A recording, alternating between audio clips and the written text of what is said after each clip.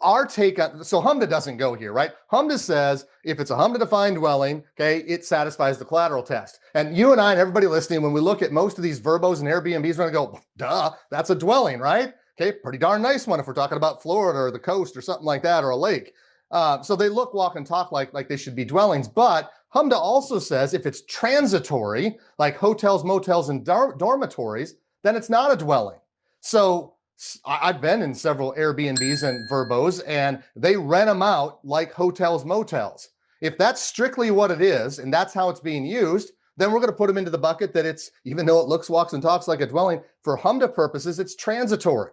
Now, where can we look to draw some lines? Again, HMDA doesn't give us anything. We're actually going to go to our friend Truth in Lending, and in Truth in Lending, I don't know this off the top of my head, but it's because I read our article, but there's a 14-day thing, right, Diane? And I think that's maybe borrowed for some tax laws or something like that. But anyway, if it's my Vrbo, my Airbnb, and I'm using it 2 weeks out of the year, we're going to say then that's going to be a second home.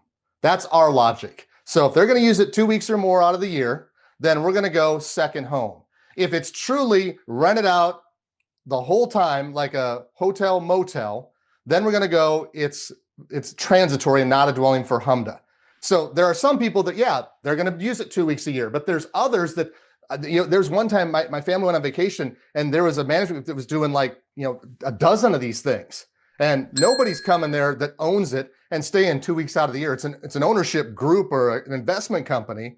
And so those are all transitory in my opinion. Whereas you will have some where, it's Diane's second home. She's going to stay there for 2 weeks because she's doing compliance the other, whatever week, 50 weeks out of the year. And so she can't be there the whole time.